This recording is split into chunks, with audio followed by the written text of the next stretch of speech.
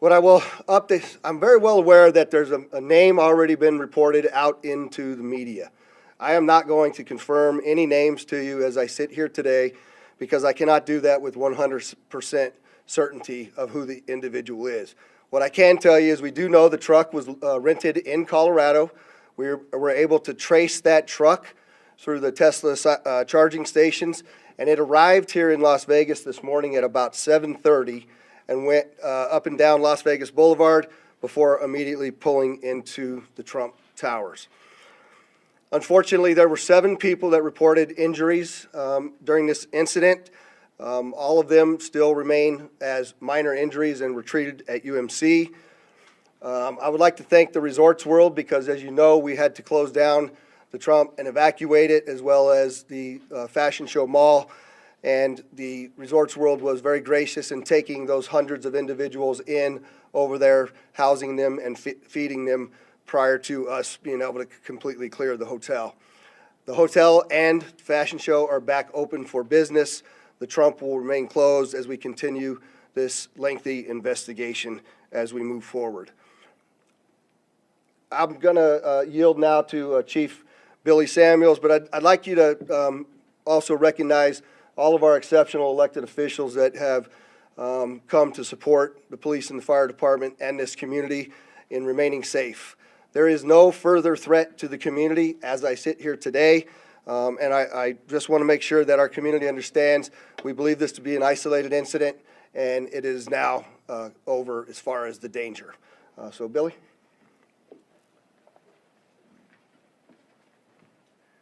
Thank you, Sheriff.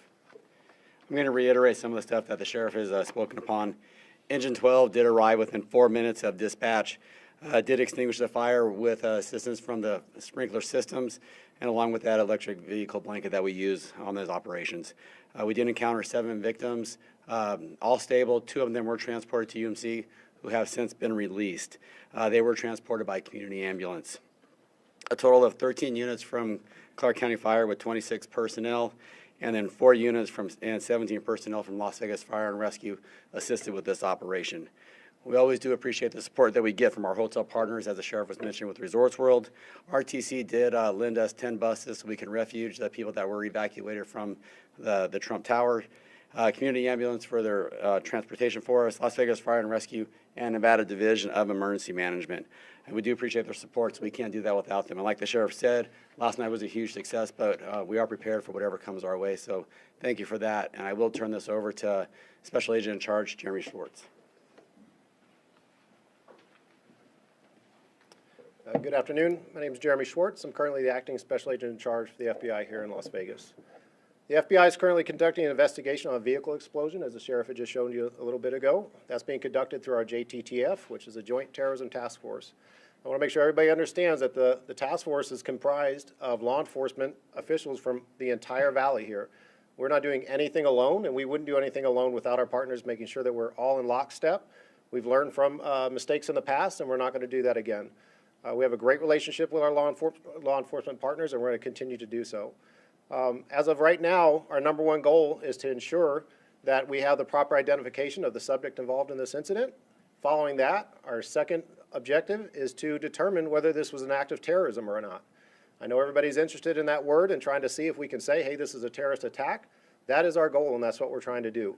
We have a ton of resources dedicated to this right now, and again, we're doing it with our partners. We're doing it together, jointly, and we'll continue to do so until we figure out exactly what's going on. I think most importantly, as the Sheriff already mentioned, we believe this is an isolated incident. We do not believe that there's a bunch of folks out there supporting this or helping this, and we don't believe that there's any other danger to the community right now. But again, over the next few hours and days, we will continue to do our best to research that as much as we can and get to the bottom of this, and we won't stop until we're 100% certain as to what happened and why. Thank you. So I just want to clarify again so that I don't get these questions. We do know who rented the truck. We are looking at that individual, but I am not prepared to release the name of any of the individuals that we are looking at least until next of kin is notified and we have a 100% identification. So with that, I'll take any questions you might have. I can't see.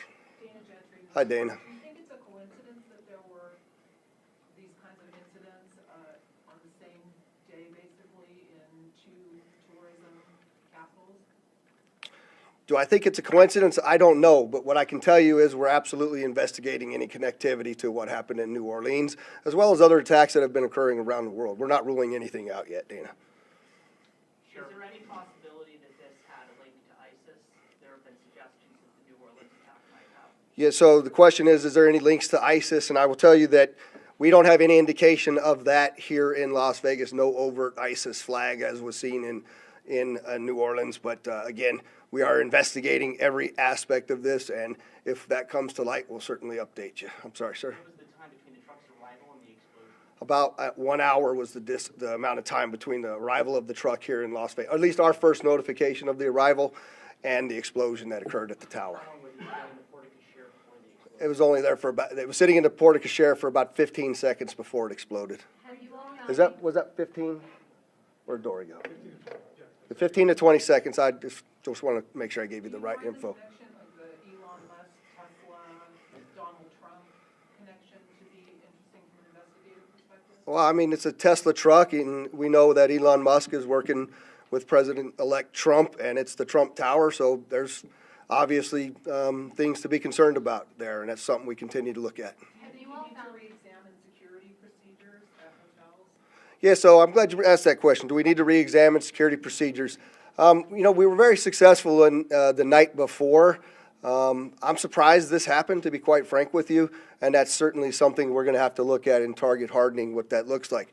But to your question, Dana, I did forget to mention that I have authorized what we call an ABX roster to continue for the next 2 days, which is my New Year's Eve staffing plan of over 1,000 officers, both in our community neighborhoods as well as on the Strip and downtown, in partnership with all of the other law enforcement agencies, City of Las Vegas Marshals, North Las Vegas, Henderson, just to ensure that even if we had a copycat or somebody else wanted to go up and conduct an attack, that we have the appropriate and available resources to handle it. Have you all found any devices inside the Cybertruck that could have been used to set off those explosives?